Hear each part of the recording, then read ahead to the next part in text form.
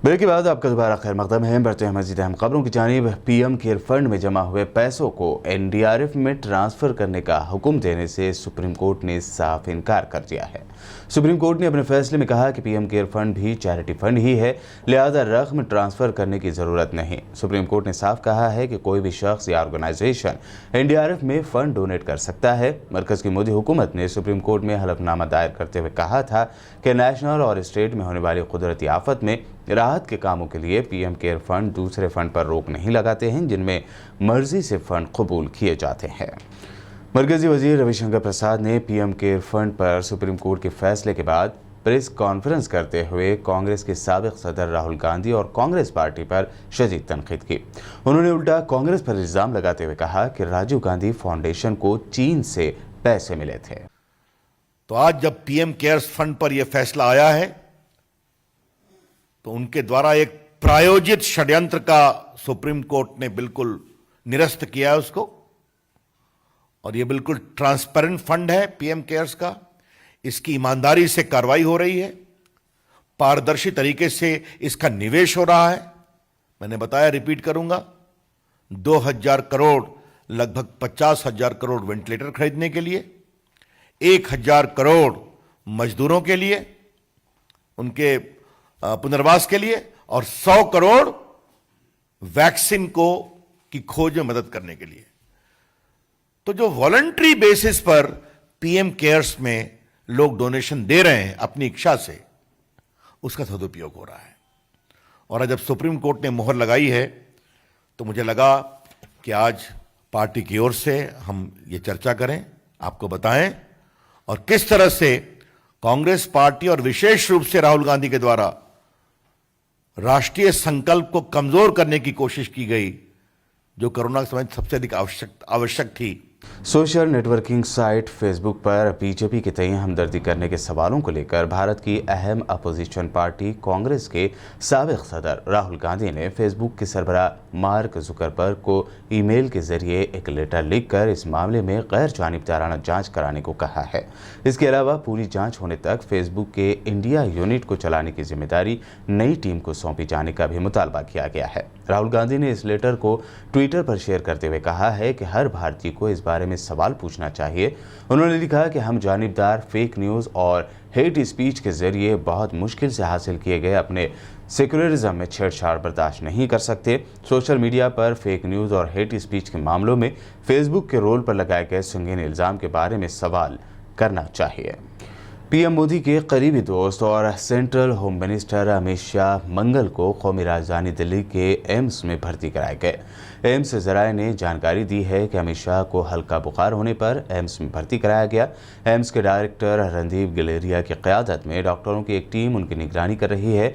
बता दें कि शाह पिछले दिनों कोरोना वायरस पॉजिटिव पाए गए थे। हाल ही में उनकी रिपोर्ट नेगेटिव आई थी, तब से वजीर दाखिला आइसोलेशन में थे। एम्स के मुताबिक पिछले 3-4 दिन से अमित शाह के जिस्म में दर्द और थकान की शिकायत थी।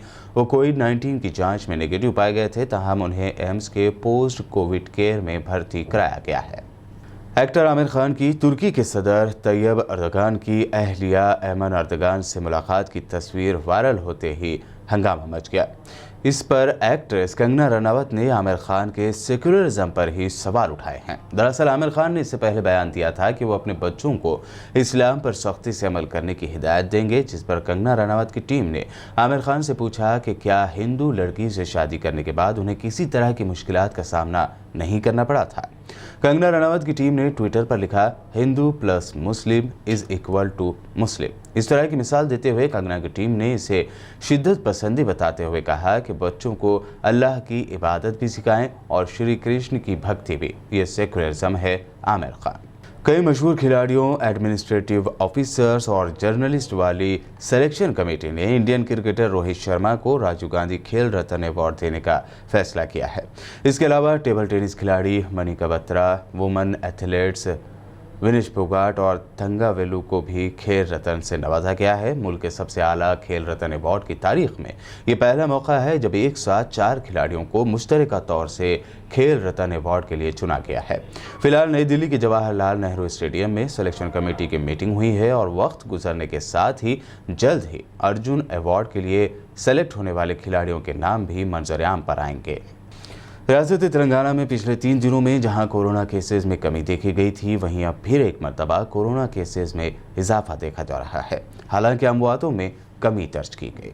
रियासत तेलंगाना में पिछले 24 घंटों के दौरान कोरोना के 1682 पॉजिटिव केसेस सामने आए हैं, जिसके बाद रियासत भर में कोरोना पॉजिटिव केसेस की तादाद 93,937 हो गई है। पिछले 24 घंटों में 8 अफराद की कोरोना वायरस से मौत भी हुई है। इन अमवातों के बाद रियासत तेलंगाना में इस वबा से मरने वालों की तादाद 711 हो गई है। पिछले 24 घंटों में 2070 अफराद रिकवर भी हुए हैं।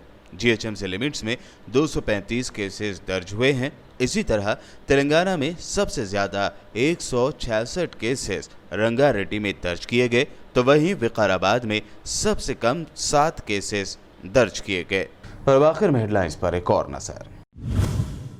अमेरिकी सदारती उम्मीदवार जो बाइडेन का भारत को लेकर बड़ा बयान। कहा, सदर बनने पर भारत को मौजूदा चैलेंज से निपटने के लिए मजबूती के साथ खड़ी होगी अमेरिकी सरकार। मकबूजा बैतुल मुक़द्दस के करीब इस्राएली पुलिस पर चाकू से हमला करने वाला नौजवान फायरिंग में हुआ हलाक।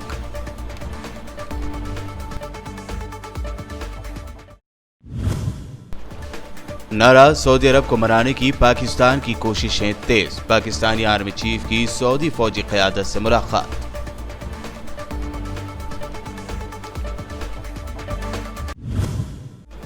मोदी सरकार को बड़ी राहत। पीएम केयर फंड में जमा हुए पैसे को एनडीआरएफ में ट्रांसफर करने का हुक्म देने से सुप्रीम कोर्ट का इनकार।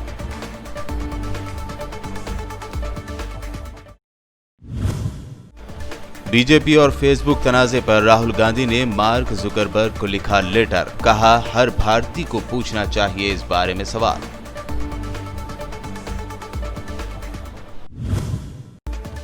आमिर खान की तुर्क खातून अव्वल के साथ मुलाकात। कंगना रनावत को नहीं भाई। कंगना की टीम ने आमिर खान के सेक्युलरिज्म पर सवाल उठाते हुए की शदीद तनकीद।